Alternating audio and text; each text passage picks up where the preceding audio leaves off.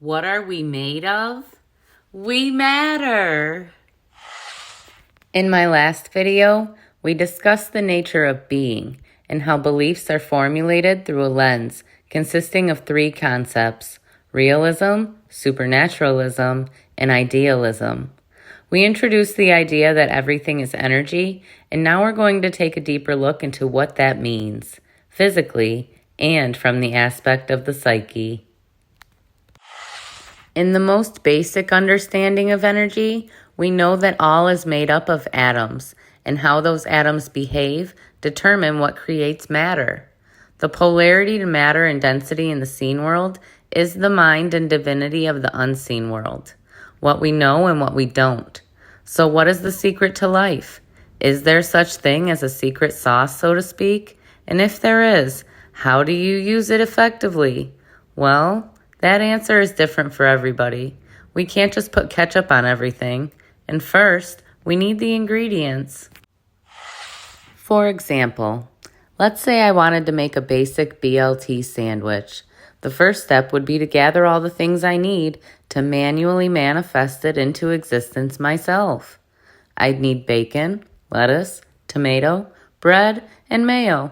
Then I'd be fully equipped to make it happen. Now let's say I have a few BLTs and I develop a good lunch routine with it, but then I get bored of it being so basic. Maybe I decide to add chicken or change the type of bread, and I try all these different things, but I'm just not satisfied with any of them, you know? Something just isn't hitting my taste buds right. I get to a point where I just crave more out of my lunch. So I start to explore and smell new seasonings, and then I begin to learn the consistency of different oils.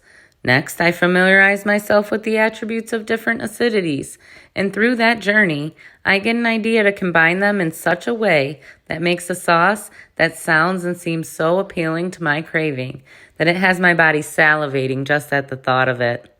I make it, and it is everything I hoped it would be. And from then on, I just can't have a basic BLT anymore. I can't have a BLT any other way but that way, with my homemade special sauce. The secret of this story is that I'm not talking about sandwiches. I'm talking about our souls, searching for our life's purpose. We all have different tastes and dietary needs and preferences, so every special sauce is going to be different on an infinite number of diversified sandwiches. We live in a world so full of convenience and options that we rarely realize the amount of work and energetic investment that goes into things. Sure, you can go to the store and purchase all of the ingredients, but where they come from has taken time and effort to be grown or raised, harvested or slaughtered, and then processed and shipped. Not to mention the resources and tools needed to complete all those actions. Many different conditions and circumstances need to be aligned with one another for all those things to happen. When we look at atoms, they are of the smallest particles most widely known to be a center of energy, which means they exert waves, an up and down vibration to create a wavelength, and therefore, without any interruption, develop a frequency. This can be simplified by the cause and effect relationship. Where there is movement, there is a result. On a physical level, that is how atoms operate. From the psyche, we have tended to assert specific characteristics to the movements made by atoms. What comes up must come down.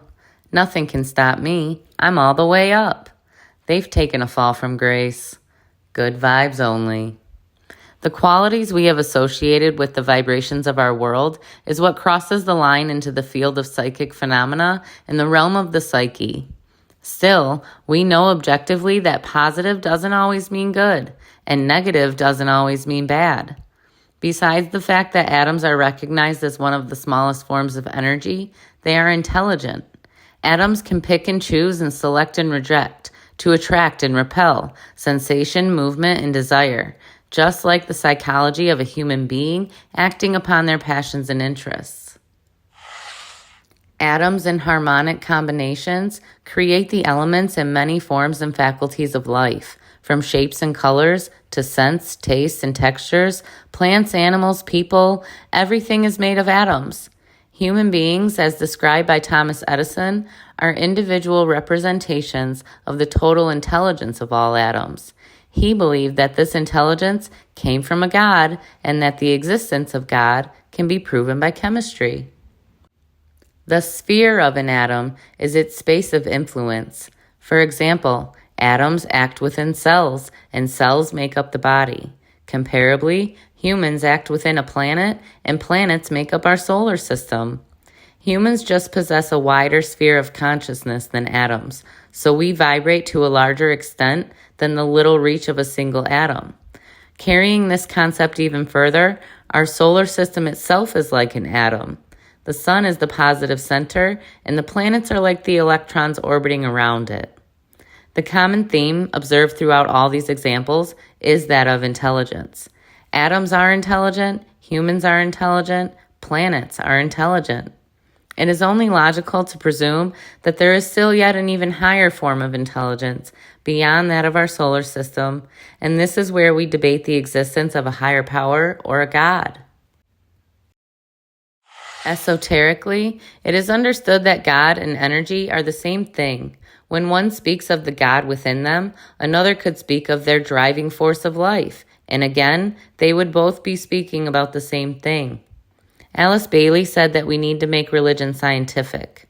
I say that spirituality is the science of religion. As within, so without. As above, so below. Know thyself, for in thyself is to be found all that there is to be known.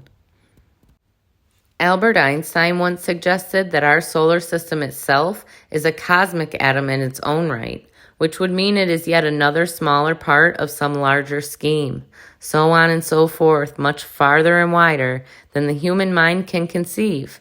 But he thought it's all probably revolving around a central point we call the heavens. So far, astronomers have proven that our solar system is part of the Milky Way galaxy, which is a part of the Laniakea supercluster, which is a part of what is now called the South Pole Wall. Beyond that, it's still anyone's guess. As of yet, the heavens don't have an address. When Christians say the kingdom of God is within you, the scientific meaning is that you are made up of atoms that you have full control over.